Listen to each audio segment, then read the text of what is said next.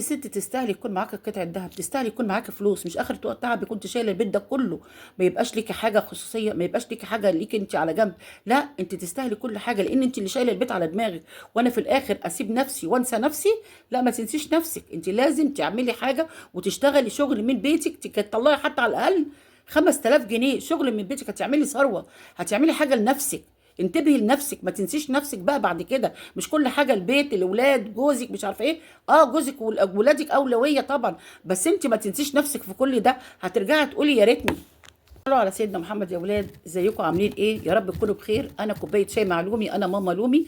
ما تنسونيش بالله عليكم تشيروا الفيديو ده جامد جدا وهيعجبكم جدا جدا. فيه شويه حاجات وشويه تريكات هتعرفي توفري وتعملي مشروع من البيت. لو انت جوزك صاحب كنبه، تمام. انا جوزي ده يعني هقول ايه، ربنا يهدي له حاله، بس انا لازم يكون ليا حاجه، لازم يكون ليا قرش، لازم يكون ليا دخل. انا مش هستنى اعمل كده. صلوا على سيدنا محمد عليه افضل الصلاه والسلام. يا حبيبي رسول الله صلى الله عليه وسلم، انا كوبايه شاي مع لومي، انا ماما لومي. ما تنسونيش بالله عليكم بالدعوه الحلوه، وتنسوش ان انتوا تحطوا لي لايك. كل اهلا باهل حبايب قلبي اللي موجودين معايا واللي بيكتبوا لي كومنتات جميله وبيفضلوا يكتبوا لي كومنتات كتير كتير كتير. حتى في شباب والله بتكتب لي كومنتات كتير جميله جدا، الله يبارك لهم، ويشوفوا لي الفيديوهات بالاعلانات بكل حاجه. ما تنسوش تشتركوا في القناه وتفعلوا جرس وتفعلوا على كلمه الكل. حبايب قلبي، نبدا بقى ايه. اشتغلي ووفري واعملي فلوس، دخل شهري لازم 5000 جنيه شغل من بيتك. هتعملي ثروه وذهب وتحويش فلوس، يعني مهما كان مصروفك هتعملي، لازم تعملي. انا بقى ايه، اقول لك على حاجه. صلوا على سيدنا محمد. انت تستاهلي يكون معاكي قطعه ذهب، معاكي فلوس شايلها على جنب، 2000 جنيه 3000 جنيه لازم يكون معاكي. ما انا ببقاش قاعده كده سلتي من ليتي، ما تضحكوش على كلامي. لو تعبتي او اي حاجه عايزاها لا قدر الله، يبقى معاكي قرش مسنود عليه بعد ربنا، او معاكي قطعه ذهب طبعا مسنود عليها، تمام. دلوقتي الفيديو بيتكلم على ايه. معاكي فلوس وتوفري، هتوفري. لو انت دخلك، انت الدخل بتاعك على يعني الدخل اللي بيخش لك اقل من اللي انت بتصرفيه، يعني الدخل اللي انت بتخشي له ده بتصرفي اكتر منه، مش هينفع ان انت تشيلي ولا توفري. لو الدخل بتاعك بيساوي اللي انت بتصرفيه، برضو لازم تعملي حاجه علشان المستقبل. طب الدخل اللي داخل لي اكتر من اللي انا بصرفه، قصدي الدخل اكتر من اللي انا بصرفه، في الساعه دي هتقدري توفري. طب انا يا ماما دوبي دخل قليل، انا دخلي مش عارفه يعني. انا جوزي بيشتغل شغلانه واحده، لا يشتغل شغلانه تانية، يشتغل تانية، وانت كمان تساعديه، بس هو ما مش قادر. ايه، لو عايزه توفري فعلا صح من مصروف البيت هتوفري. ولو مشروع من البيت هتعملي ازاي؟ يبقى معايا قطعه ذهب، او لو في، حتى لو قطعه الذهب دي في اخر السنه، يعني في السنه هجيب قطعه واحده حتى لو ربع جرام. ما انا مش قادره اوفر، وانا قطعه الجرام دي احسن من ما فيش. اي مبلغ حطيه في الحصاله على جنب. ولو كل حاجه هقول لك على كل حاجه بالتفصيل. هتقولي ايه يا بابا؟ يا رب بس الفيديو يعجبكم، وبلاش تتنمروا عليا، وحط اللايك، وما تنسيش تدعي لي دعوه حلوه، وكل يستفيد، عشان الكل يستفيد، وكل ايه تشيروه علشان الكل يشوفه، والكل يشترك عندي. حبايب قلبي، دخل لو انت عايزه يكون ليكي دخل ثابت، لو انت مش بتاخدي اي مصروف، لازم يكون ليكي مصروف ثابت، لازم يكون ليكي دخل ثابت، مصروف ليكي. ما انت مش اي حاجه، انت لازم يكون ليكي مصروف. بس مش لازم تضغطي عليه لو هو امكانياته على قده. يعني انا مثلا عايزه اجيب بيجامه حلوه، عايزه اجيب عبايه حلوه، عايزه اجيب طرحه، عايزه اجيب برفان، عايزه اجيب كريم، عايزه اجيب حاجه لشعري. مش كله مره واحده وتضغطي عليه. كل شهر مثلا ممكن تجيبي حاجه، ممكن حاجه تجزئيها تجيبيها، فكده هتمشي البيت وهتمشي ايه، لان هو الدخل بتاعه على قده. فانا ربنا المستعان، فانا ما اضغطش عليه واقوم قايله له لا انا عايزه وعايزه وعايزه وعايزه. صلوا على سيدنا محمد يا جماعه عليه افضل الصلاه والسلام. حبيبه قلبي، لو انت اللي ماسكه المصروف، عودي نفسك ان انت لازم تشيلي قرش على جنب. لو هو بيديك المصروف، عوديه ان هو لازم يديك انت مصروف. ما انت لازم تعودي ابنك على ما تربيه، وجوزك على ما تعوديه. عودي جوزك ان هو يديك المصروف على طول. لو هو ماسك المصروف يعني، يبقى انت لازم تديني مصروف ليا، خصوصي ليا انا، عشان اقدر اجيب حاجتي. خلاص مش بتديني، خلاص جيب لي كذا، والشهر اللي بعده جيب لي كذا. لو هو ما قدرته على قد، زي ما انا بتكلم وبقول صلوا على سيدنا محمد. لو انت اللي ماسكه المصروف، شيلي جزء على جنب، الجزء ده ليك انت، انت تستحقيه، شيليه انت. مش كل حاجه تشيليها عليهم هم، خلي حاجه لنفسك انت، انت تستحقي كل ده. انت ماسكه المصروف، وعندي حاجات كتير كبيره عايزه اعملها. زي لو عندي مثلا جهاز بنتي، عايزه اجهز بنتي، ما انا شايل فلوس على جنب. عايزه اجهز بنتي، عايزه اصلح مثلا تلفزيون، اصلح جهاز من الاجهزه. لو انت عايزه تجهزي بنتك صغيره، شيلي لها فلوس او سبائك على جنب.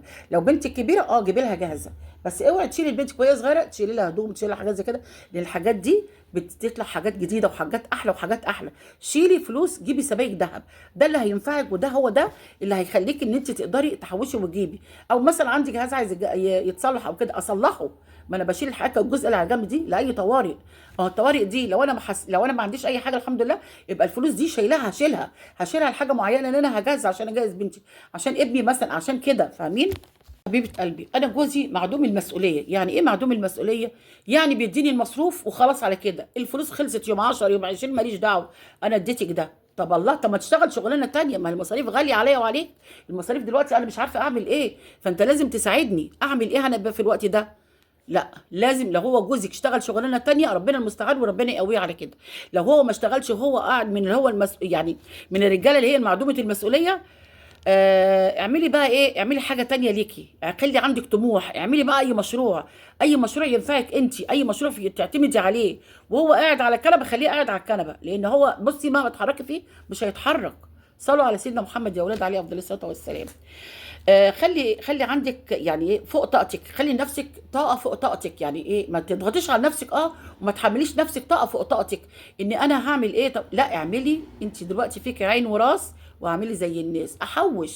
احوش ازاي؟ طب انا هعمل مشروع، اعمل مشروع ازاي؟ شوفي بقى تشقلبي كده، شوفي انت شاطره في ايه، وهتعملي المشروع اللي انت عايزاه، وبعدين خلي جوزك اللي قاعد على الكنبه ده لو قال لك في اكل قول له لا مفيش، هو الفلوس خلصت، في مش عارفه ايه، لا ما عنديش. طب اعمل ايه؟ ما هو انت قاعد، طب ما انا بصرف ولا بشتغل، لا هو ده ما ينفعش في الزمن بتاعنا ده. اشتغل شغله وشغلتين، لان انا الاكل وعيالي هاكلهم منين؟ انا ما بطلبش حاجه لنفسي، ده انا مهمله، ده انا على الهامش، انا ما بجيبش حاجه لنفسي. فانت اللي غلطانه من الاول، عشان انت ما عودتوش على كده. عوديه على انه يبقى ليك انت مصروف زيك زي العيال. تاني حاجه ان هو يقوم يشتغل وتحركيه، ولازم يبقى فيه مشاركه بينك وبينه، لازم يكون في لغه حوار، ان انا الفلوس دي اللي جت انا هعمل كذا واسد كذا واحط كذا وهعمل كذا واتبقى كذا. الاكل ده هل الفلوس دي هتكفي؟ هو هيبقى شايف بنفسه. لكن انا ما اعملش ان انا راجل وست وهات المصروف وانا اصرف واجيب وبتاع واستلف وباكل البيت وهو مش دريان، ويبقى عليا ديون وهو مش دريان، واجي ارجع اقول له هات علشان اسد الديون، يقول لي وانا مالي، ما انت بتاخدي فلوس، ما انت بتمشي البيت على كده، لان هو خد على كده، خد على انك انت بتاخدي وبتصرفي وبتعملي. لا، لازم من الاول انا دلوقتي الفلوس واحد اتنين تلاته، وخليه يبقى معاكي. لو انت عايزه تحوشي وتشيلي قولي له برده من الاول احنا هنشيل المبلغ ده علشان مثلا بنتنا، عشان ابننا، او لا قدر الله حد تعب، او لا قدر الله انا تعبت او انت تعبت، يبقى في مصروف للدكتور، في مصروف للعلاج، فاهمني؟ هو ده لغه الحوار، لازم يبقى انت شاركاه في كل حاجه في حياتك، وما تتنمريش ما تتبغدديش عليه. هو دي مقدرته وهو معاكي كويس، يبقى انت خليكي كويسه معاه. طب يا حبيبي، انت دلوقتي اشتغلت شغله وشغلتين وبرده المصروف على قد، انا لازم بقى اطور من نفسي، اعمل اي حاجه. صلوا على سيدنا محمد يا ولاد. حبيبه قلبي، انا عايزه اعمل مشروع بس خايفه. صلوا على سيدنا محمد. خايفه ليه؟ خايفه ان انا اعمل مشروع ويفشل ويضحكوا عليا ويقولوا لا دي خايبه. مش لازم تعرفي حد ان انت بتعملي مشروع، مش لازم تعرفي حد من اهلك ولا من قرايبك. انا اخبط على جارتي اقول لها انا بعمل اكلات، او مثلا بعمل تفريزات، او مثلا بحضر الخضار، او مثلا كده، مش عيب، ما هوش عيب. اعملي صفحه على الواتساب، وكل حبايبك اللي معاكي على الواتساب هيشتغلوا معاكي، وما تقوليش ان انت فشلتي، ما تقوليش ان انت عملتي، حتى لو فشلتي بينك وبين نفسك ما تقوليش. صلوا على سيدنا محمد عليه افضل الصلاه والسلام. حبيبه قلبي، لو انت عليكي لا قدر الله دين، انا مش هعرف احوش، اسد الدين الاول وبعدين اجيب اي حاجه. تعملي قرش للذهب، بعد كده تعملي قرش للذهب لما اسد الدين، وبعد ما اسد الدين اعمل بقى، ابص بقى لايه، لحياتي، وابص ان انا احوش ازاي، لان الدين ده بيخلي كل لقمه بتسمم الواحد. في دين للاكل والشرب، وفي دين لان انا بعمله، او مثلا خدت كارد او بتاع عشان عايزه اجيب بيت او اجيب شقه او اشتريت ارض عشان ابنيها، فده برضو بتقعد شي سنه ولا اتنين، ده بتقعد كام سنه، كام سنه، ده هقعد في تقشف لحد ما اسد اللي عليا وابقى مرتاحه بعد كده. اما ان انت تستلفي علشان تاكلي، انت غلطانه. ده اكل، ده سم بينزل في البطن. انت بتاكلي بالدين ليه؟ واكل عيالي بالدين ليه؟ صلوا على سيدنا محمد عليه افضل الصلاه والسلام. قلبي، البخل انا هقعد لما عليا دين لو عليكي دين ظبطي الدنيا، هتسدي ازاي وهعمل ازاي؟ لازم يكون في حرمان. اه، في حرمان. هتقولي يا ماما في حرمان. ما انا مش هستلف تاني عشان اكل ولادي بالدين. الحرمان ده لحد ما اسد الدين اللي عليا، وبعد كده اتعلم بقى واعرف ازاي احوش، ازاي ان انا اشيل، وازاي ان انا اوفر، وازاي ان انا اجيب. هو ده الست الشاطره. ما تبقيش بقى بخيله على نفسك وعلى اولادك بعد ما تسد الدين. لا، انا بشيل جزء لاولادي للزمن، وبقى اكل ولادي كل اللي هم عايزينه لان هم اتحرموا. تمام. خلي بالك قبل كل حاجه حط الصدقه. الصدقه دي بتخلي الواحد بيبقى مرتاح البال، وتخلي فلوسك ربنا بيبارك فيها، صدقيني والله العظيم. الحرص خليكي يا بصي معلش يا جماعه، عمالين بقى كل البياعين دلوقتي ظهروا. الحرص مش بخل، الحرص ان انت تبقي شاطره، ان انا بحرص على اللي داخل واللي خارج، بفكر قبل ما يخرج ده رايح فين وده جاي منين. تمام. حرصي عشان تلبسي وتاكلي ولادك. تحرصي وتاكلي ولادك وتلبسيهم وتشبعيهم، مش هحرص ان انا احرمهم، لا. ان انا كل حاجه بالتأني، كل حاجه بالمعقول، ما اصرفش عمال على بطال. لا، ما انا اتلسعت وانا كان عليا دين وكنت باكل ولادي بالدين. لا، انا دلوقتي اكون حريصه، بس مش هحرم ولادي، برضه اكلهم واجيب لهم لبسهم واجيب لهم اكلهم وكل حاجه. صلوا على سيدنا محمد يا ولاد عليه افضل الصلاه والسلام. قلبي انا اقول لك على شويه حاجات لازم يكونوا في بيتك. اول بعد ما كده تسد الدين، فرزي وخلي كل حاجه في الفريزر. كل حاجه فرزيها وشيلها في الفريزر. بعد كده اعملي بقى حصاله للفلوس اللي انت هتشيلها وتحوشيها. لو جوزك طبعا الفلوس اللي جايه على قد اللي رايح، بصي اعمل طب انا يا ماما لومي مش هيكفي فلوس كتير ان انا احوش، يا دوبك اللي قد دلوقتي على قد اللي جاي على قد اللي رايح. طب اعمل افرز ازاي؟ يعني افرز، يعني مثلا جبت كيلو اجيب كيلو، نص شيله ونص اعمله. طب انا دلوقتي عايزه اعمل، اقول لك على مشاريع لازم يكون لك دخل انت تستاهلي، يكون معاكي فلوس وقطعه دهب. اقول لك ازاي. لو تقدري تشتغلي في مصنع اشتغلي، لو تشتغلي او تجيبي مكنه خياطه جيبي مصنع او مشغل او اي حاجه، او مكنه خياطه وخيطي. طيب ماشي، شوفي نفسك انت شاطره في ايه، انت شاطره في ايه، بتعملي ايه اللي انت شاطره فيه واشتغلي فيه وسوقي فيه. هتفلحي فيه صدقيني، عمرك ما مش بتفلحيش، هتفلحي فيه لانك انت عايزه تعملي خير. الخياطه والاشغال اليدويه في الاكل والحلويات، وشوفي انت شاطره في اي حاجه. بص انا قلت لك كل حاجه. اعملي دوره فراخ، لو بتعرفي تربي فراخ في البيت اعملي دوره فراخ 40 يوم وتبيعيها، 40 يوم وتبيعي اللي بتاع الفراخ. تمام. لو عايزه تشغلي دماغك هتبقى احسن من الاول. بلاش القعده والشكوى، بلاش تقعدي تشتكي وتقولي معيش مفيش اعمل ايه. لا، ربنا قال لك اسعى يا عبد وانا اسعى معاك. انا دلوقتي جوزي على قده وبيشتغل شغلتين، وبرده الفلوس مش على قد والعيال بتكبر، وانا عايزه مبلغ. انا بقى لازم من دلوقتي وانا بصحتي اشتغل، ولازم امد في الحاجات دي واجري واسعى واشوف انا اللي شاطره في ايه، في الفراخ، تربيه الفراخ، في الخياطه، في دورات مثلا، فاشتغل في مصنع، اشتغل بقى في مثلا اونلاين على مثلا سنتر كول سنتر دوت. شوفي انت شاطره في ايه واعمليه.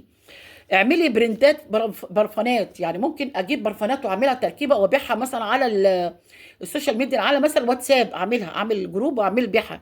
اعملي الشمع ده اللي هو بصوا عايزه اوريه لكم والله. بيبي قلبي انا هوريكي. بصي الشمع دول بيتباع حاجات كده حلوه جميله. بصوا في قوالب للحاجات دي بتحطي فيها الشمع وتعمليها. شوفي على النت، شوفي الطريقه ازاي، شوفي واعملي. جيبي اكسسوارات وبيعيها، جيبي مكياجات وبيعيها. جيبي الذهب الصيني، الذهب الصيني انا وريت لكم عملت فيديو عليه قبل كده. ده بيتباع فيه ذهب سلستين وذهب الصيني وعليه الختم بتاعه جميل جدا. اي حاجه تعمليها حلو. حظاظات للاطفال، اعملي مثلا بتاع دوت انسيالات، توك. كل حاجه هتنفعك، مشاريع كتير هتنفعك وهتخليكي تحققي كل اللي انت بتتمنيه، كل اللي انت عايزاه هتتمنيه، كل ده هتعمليه. شوفي جربي، اسالي على النت وشوفي انت مثلا نفسك تعملي ايه، وقولي طريقه ده بتتعمل ازاي. لو مشروع هيتعمل هتجيلك حاجات كتير ان تخشي عليها وتعملي مشاريع.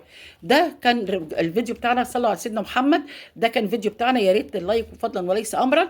حبايب قلبي يا ريت يكون عجبكم الفيديو، وما تشيروه لحبايبكم، وما تنسونيش في اللايك والشير. وده كان المشروع بتاعنا، مشاريع جامده جدا. ماشي، بحبكم.